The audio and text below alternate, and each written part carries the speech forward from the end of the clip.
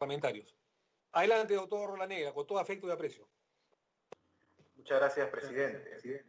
A vez suyo, pues agradecer las consultas, preguntas, observaciones que han hecho cada uno de los miembros de la comisión. Todos ellos son temas, sin duda, pues muy relevantes en esta discusión.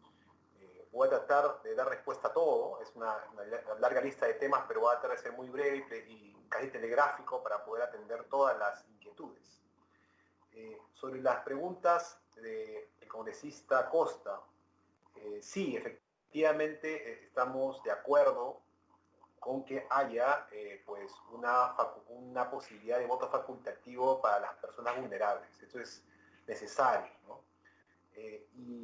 Y efectivamente ahí hay un problema en el proyecto porque señala que el certificado que garantice pues que la persona efectivamente tiene esta situación de vulnerabilidad tiene que ser otorgado días antes de las elecciones, y como ya mencioné en la presentación, eso puede originar inclusive una sobrecarga de los servicios médicos y colas para conseguir certificados, y eso es precisamente lo que no queremos, ¿no?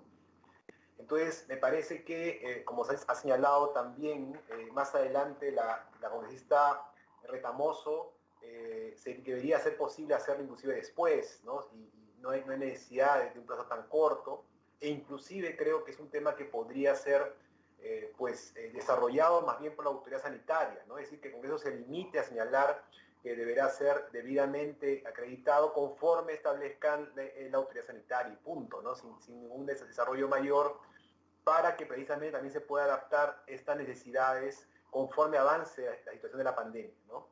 Entonces, eso permitiría más flexibilidad a la norma y permitiría que se pueda adecuar a las circunstancias que se pueden presentar. De otro lado, efectivamente, como señalado el congresista Costa, el tema de democracia interna es fundamental.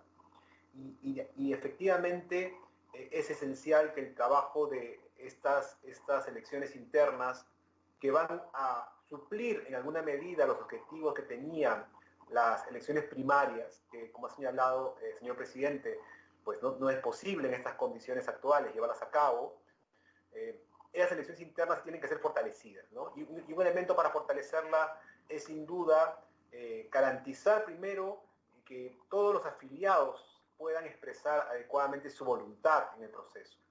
Y en ese punto, el tema del voto electrónico no presencial es un asunto particularmente sensible. Es decir, la OMP efectivamente ha desarrollado este mecanismo, lo ha utilizado en algunas elecciones gremiales, y al parecer sin mayores problemas. Nosotros no hemos supervisado ese proceso, pero sí tenemos información de lo mismo. Pero me parece que el tema principal es un asunto de confianza, es decir, es un asunto respecto del conocimiento de los partidos sobre las garantías que ofrece un mecanismo de este tipo. Y en ese sentido, yo recomendaría, me parece una sugerencia, que la OMP y las demás autoridades electorales tengan una reunión amplia con todos los partidos, no solamente con los que en este momento están en el Congreso, para discutir a fondo este tipo de temas y absolver directamente las preocupaciones que puedan haber, en particular sobre los mecanismos de seguridad, ¿no? Y en ese punto, los mecanismos de seguridad, creo que es esencial lo que la señorita Paredes señaló, ¿no? Es decir, es un tema fundamental garantizar la seguridad a los afiliados, a los partidos y a los ciudadanos, de que el mecanismo funciona y que tiene todas las salvaguardas posibles. Si eso no existe, si eso no es posible, evidentemente no se puede avanzar. Entonces me parece que ahí sí hay una responsabilidad de las autoridades electorales de ofrecer esas garantías. De otro lado, también es un asunto crucial que sean las autoridades electorales las que organicen ese proceso de elección interna. Y también que en ese proceso existan mecanismos de vigilancia del proceso, ¿no? Eso es muy importante, que tienen que adecuarse evidentemente a esas nuevas condiciones excepcionales. En ese sentido, lo que usted ha señalado, presidente, es correcto, es decir, estamos ante una elección extraordinaria, efectivamente, eso es así. No necesitamos darle ni siquiera ese nombre para entender el sentido de esta situación. Es una situación extraordinaria que vive el país, y las elecciones sin duda van a ser extraordinarias por sus condiciones. Y efectivamente en esa línea también deberíamos pensar en cómo, para fortalecer esa democracia interna, también garanticemos que el mayor número de miembros de los partidos participen en esa elección. Es decir, también debería haber algún tipo de regla respecto de un mínimo de participación. Eso implica eventualmente que los partidos también tengan la posibilidad de pues, hacer una revisión de sus afiliados, de sus padrones, y de esa manera se presenten a estas elecciones internas con padrones que reflejen la cantidad efectiva de miembros que tiene cada partido. Y en ese punto de los afiliados pues, de garantizar que todos ellos tengan una posibilidad de participar, la presidencia ha mencionado un tema muy práctico y de relevancia, ¿no? Que es el asunto de el mecanismo por el cual se seleccionan los candidatos en cada departamento en el cual hay elecciones. Y creo que el punto del presidente es muy cierto, es decir, puede ocurrir que un partido, y de hecho las reglas actuales no obligan a los partidos a tener comités en todos los departamentos, podría efectivamente ocurrir que no hayan partidarios en un departamento o que no lo hayan suficientes como para tener una elección razonable, competitiva en cada uno de nuestros lugares. Entonces, ese es un asunto muy complejo y precisamente por eso se requieren reglas que sean de aplicación general para todos los partidos, de tal manera que no exista un sistema en el cual cada partido va resolviendo el tema a su manera, sino que hayan reglas generales que todos tengan que seguir en esta materia. La congresista Carmen Omonte también ha señalado algunos temas que también ha mencionado la presidencia y otros congresistas sobre la preocupación sobre la campaña que se va a llevar a cabo, ¿no? Inclusive se ha mencionado el tema, el presidente de la comisión lo ha señalado con mucha claridad, el tema de la legitimidad de una campaña bajo las condiciones en cuales se van a llevar a cabo. En ese punto, hay que recordar que tenemos una larga historia de elecciones en el Perú, es decir, estamos muy acostumbrados a las elecciones más recientes, años 70, 80, perdón, 80, ¿no? 70, 80, 90, en donde ya las condiciones de movilidad y la tecnología han cambiado la vida política, ¿no? Pero por mucho tiempo las elecciones se hicieron en condiciones de donde la movilidad era muy limitada, ¿no? Donde no habían medios de comunicación de larga distancia, ¿no? Eso ha ido cambiando la historia de las elecciones. Entonces ahora esta situación excepcional nos obliga a una campaña diferente nuevamente. Y la clave ahí está en lo que también ha señalado la congresista Omonte, que es cómo garantizamos que los ciudadanos estén bien informados de las ofertas electorales. Ese es el tema clave, ¿no? La cercanía, el conocer directamente las propuestas, están ligados a este objetivo. Y en ese punto creo que el tema de eliminar el voto preferencial puede ser muy útil, porque si eliminamos el voto preferencial, como señala en el proyecto número 5080, vamos a listas cerradas y bloqueadas, entonces en ese caso la competencia se va a limitar a partidos y no a candidatos.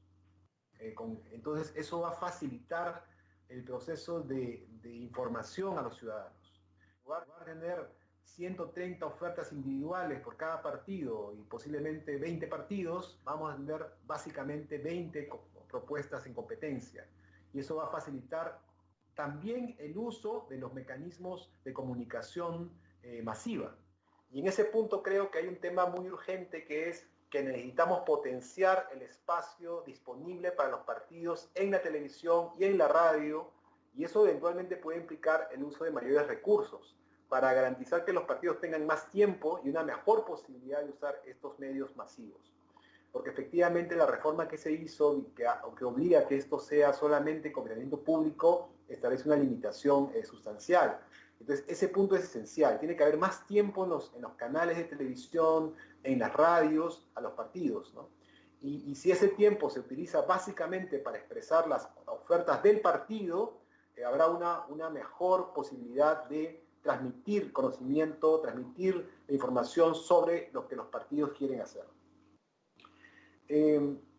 De hecho, también eso está vinculado con el tema del voto electrónico. Y ahorita Monte también ha señalado ahí su preocupación. Entiendo que hay dos temas distintos, el voto electrónico presencial y el voto electrónico no presencial, ¿no? El no presencial, ya lo mencioné en la respuesta a las preguntas del cronista Acosta.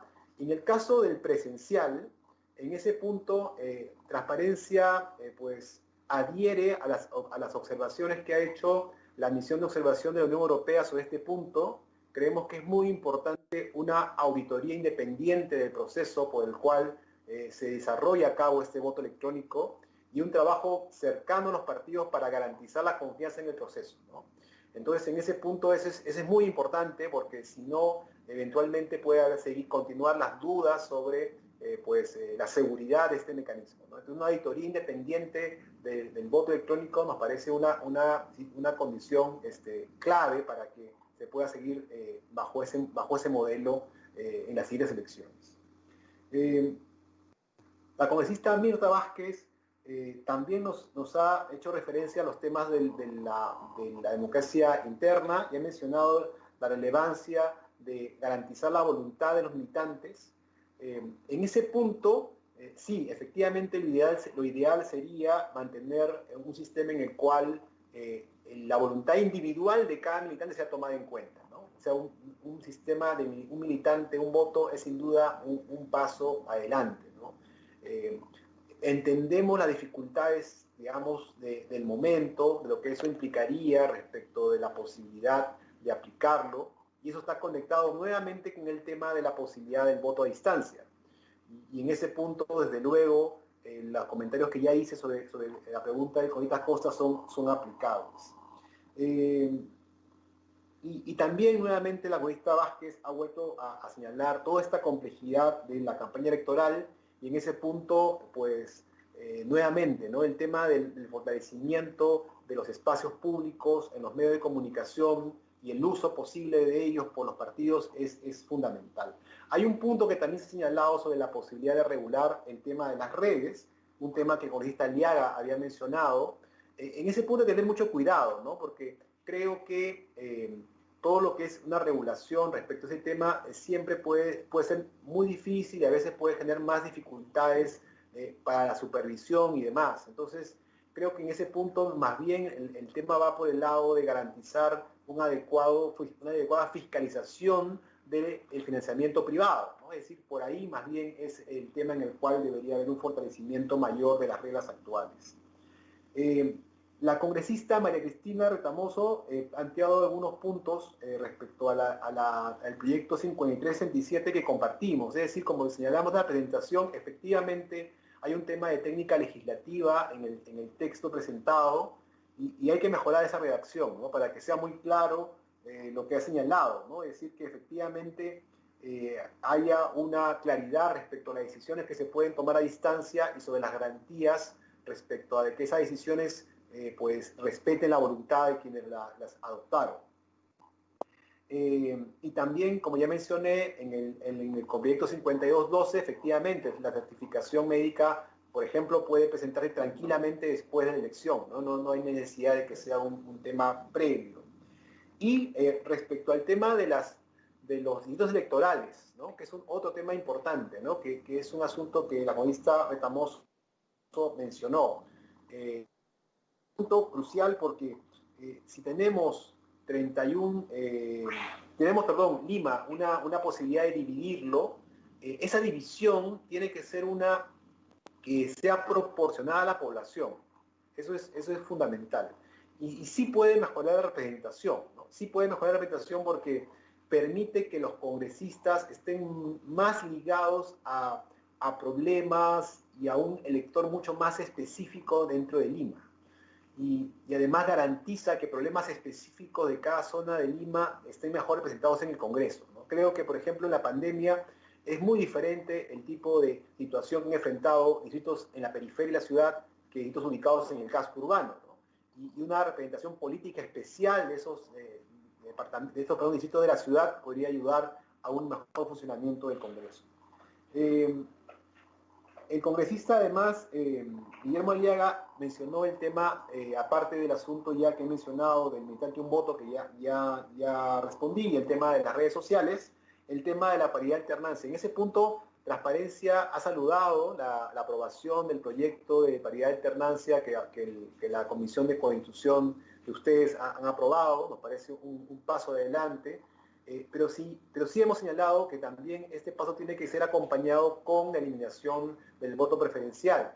Y en ese sentido, el proyecto que hemos comentado ahora, ¿no?, que plantea tener listas cerradas y bloqueadas, es sin duda un paso que haría pues una sinergia muy importante con el proyecto de paridad de alternancia. El congresista Isaías Pineda ha hecho referencia a un tema que en verdad no está incluido en la presentación específica que hice, pero que vale la pena mencionar, que es el proyecto de ley, el proyecto 5080 hace una referencia a que para presentarse en las elecciones tienes que domiciliar en el distrito electoral en el cual te presentas con 2 años de antigüedad. Esas reglas, digamos, ya se han usado antes, ¿no? Y en verdad generó 1001 problemas, ¿no? De hecho, recordarán candidatos que fueron sacados de competencia porque tenían dos domicilios, y un domicilio fiscal, un domicilio legal, un domicilio real, y miles de cosas y complicaciones, ¿no? Y eso ha originado más problemas que a veces resoluciones, ¿no? Y además, digamos, esto hace que sobrecarga, digamos, ¿no?, los casos de eventuales tachas o quejas respecto a la selección de los candidatos. Yo creo que no necesariamente hay, digamos, una conexión entre una buena representación y el domicilio. Debería serlo, evidentemente, una persona más conectada debe tener más ventaja en una elección. Si alguien no vive en un lugar, evidentemente nadie lo conoce y no debería ser electo, pero en principio me parece que es un tema que los electores directamente pueden supervisar, es decir, pueden evaluar, ¿no? Si una persona tiene una tradición de años en un lugar, pero por los últimos 2 años no ha vivido ahí, pero es reconocida y es querida en un lugar, bueno, que me parece que si los electores lo piensan elegir como congresista, está bien, ¿no?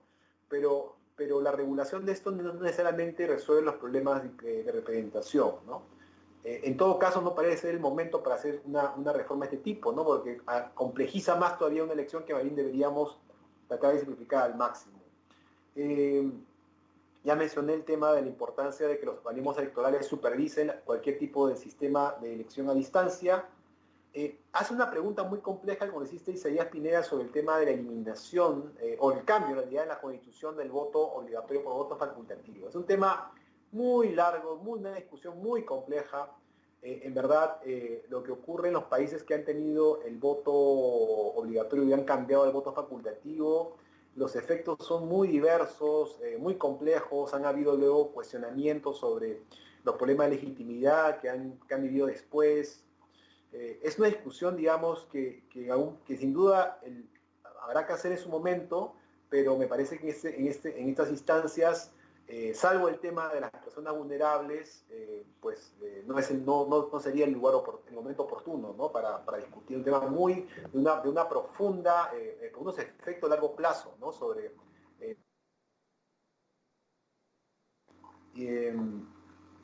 luego, ahorita Mamani ha señalado nuevamente el tema de la posibilidad del voto no presencial electrónico. Ya lo mencioné en la respuesta a Gorita Costa, cuál es nuestro punto de vista. Pero ojo, no quisiera confundir ese tema, que el uso electrónico no presencial que se usaría para elecciones internas, de la posibilidad de algunos mecanismos de voto a distancia en la elección general. Algunos, por ejemplo, señalan que en el caso del voto en el extranjero, deberíamos permitir algún mecanismo de voto a distancia, porque la distancia que recorren las personas en el extranjero es enorme al punto de votación, y eso reduce enormemente la cantidad de personas que pueden votar. Y en ese punto del voto postal, por ejemplo, que se ha usado en muchos países, puede ser una solución. Desde luego eso implica totalmente mecanismos de garantía y una exposición muy clara de autoridades electorales sobre cómo operaría ese mecanismo, pero es una forma de hacerlo, ¿no? Y hay que además entender que ese movimiento a distancia será aún más difícil en el contexto de una pandemia global. Entonces, ese mecanismo potencia la decisión que se ha adoptado sobre los escaños en el extranjero, ¿no? Permitiendo que un mayor número de peruanos y peruanas puedan participar en las elecciones en el extranjero. Ahora, en ese punto, no quiero dejar de mencionar otro tema importante, ¿no? Las cifras de personas que no llegan a votar, o sea, personas que no van a votar, se vuelve muy alta en los distritos amazónicos más alejados del país. Y creo que nuevamente en esta pandemia ha quedado muy en claro que son los lugares de las personas más vulnerables muchas veces que viven en el Perú. Y eso también los afecta en el tema de no poder votar, de no poder ejercer su derecho a voto. Y por eso creo que también es necesario pensar, además del tema de eventualmente un escaño indígena, en mecanismos que permitan a las personas ubicadas en comunidades nativas poder ejercer el voto de una manera más sencilla. Posiblemente haciendo un esfuerzo para acercar el voto a las comunidades y no que las comunidades tengan que ir hasta el lugar de votación alejados y votar. Creo que eso es un tema que se puede combinar con otros cambios que se han planteado. En ese punto, las referencias que se han hecho a, por ejemplo, tener más días de votación, es un asunto que es muy complicado por el tema más bien de la influencia de los que ya votaron sobre los que todavía no lo hicieron. Lo explico. En el sistema actual no se sabe cuál es el resultado electoral, por lo menos la mayoría no lo sabe, hasta que se cierran los locales electorales y se cierra, ¿no?, el proceso de votación, de sufragio me refiero. Y eso, claro, impide que la gente que llega al último se ve influenciada por los resultados que se van conociendo, ¿no?, de la jornada electoral. Claro, en un sistema de varios días, ahí tienes un problema, porque efectivamente, para empezar, todos los personeros van a saber cómo les fue en las mesas que van cerrando. Y eventualmente esa información va a hacerse eventualmente pública. Por más que se diga que no se puede publicar, va a circular, ¿no? O, peor aún, va a circular de una manera, digamos, confusa, ¿no?, generando información eventualmente contradictoria, ¿no?, que va a generar problemas en el proceso electoral. Entonces, ese tema de varios días hay que tener mucho cuidado, que puede originar esta situación complicada. Por eso es mejor la solución de ampliar el horario y ampliar el número de locales. O sea, la manera de conseguir que haya menos gente en un lugar es que haya más locales disponibles y que por lo tanto el número de personas que tienen que ir a cada local sea menor. Esa es la mejor manera de operar. Y mesas que se instalen a tiempo, es decir, las mesas, si es 7 de la mañana, 7 de la mañana, ¿no? El 90% que empiece esa hora ayudaría muchísimo a evitar aglomeraciones en los locales de votación. También la congresista Eizaguirre ha hecho una larga referencia histórica sobre los partidos políticos en el Perú, ¿no?, y todas las dificultades que enfrentan. Por ejemplo, en el caso de un país cercano, Chile, ellos hicieron encargaron un estudio muy profundo sobre los partidos políticos y sus problemas reales como un insumo clave para hacer reformas respecto a la vida partidaria. Es posible que el Congreso tenga iniciativa y quizá la Comisión, presidente Chejade, puede tener la decisión de encargar eso que señala la congresista, ¿no? O sea, un trabajo empírico, ¿no?, sobre que sistematice, ¿no?, los problemas efectivos que viven los partidos y sus militantes al hacer política en el Perú, ¿no? Porque mucho se ha dicho durante mucho tiempo que los expertos en temas políticos,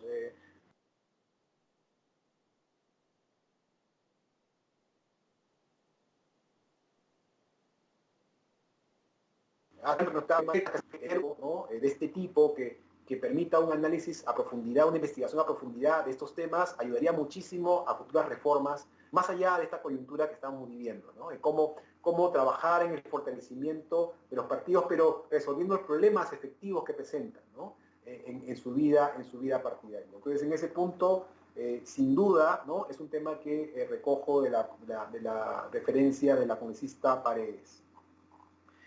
Y congresista Tejada, usted ha mencionado pues muchos temas, ¿no? Muchos puntos que he ido, algunos de ellos atendiéndolos, ¿no? Varios temas, algunos temas bastante complejos. Creo que un tema, digamos, que no puedo dejar es el asunto de la convocatoria, ¿no?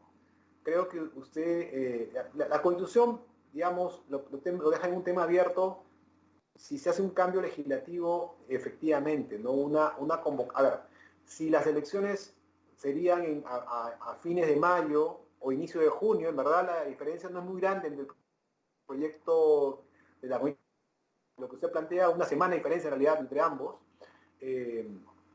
Digamos, si eso ocurre ahí, evidentemente una convocatoria más tardía ayudaría a resolver varios procesos prácticos, ¿no? Entonces, el tema es que habría que discutir exactamente cuál sería el momento exacto, ¿no? Pero efectivamente retrasar la convocatoria al máximo posible ayuda, ¿no? Ayuda para que haya más tiempo para los partidos, para que haya más tiempo para inscribirse, para que haya más tiempo para adecuarse, para que haya más tiempo para prepararse. Y además un tema que no puedo dejar de mencionar, que es que todavía está pendiente los cambios en la OMPE y en la RENIEC. Y además van a haber modificaciones en el Jurado Nacional de Elecciones. Entonces, permitir que este proceso, digamos, no tenga digamos, ya sea convocado y en el interín que tengamos cambio de jefe de OMPE, sin duda, pues también es un asunto, pues, que se corregiría alguna medida si la convocatoria también se retrasa, ¿no? Entonces, efectivamente es un tema clave, ¿no?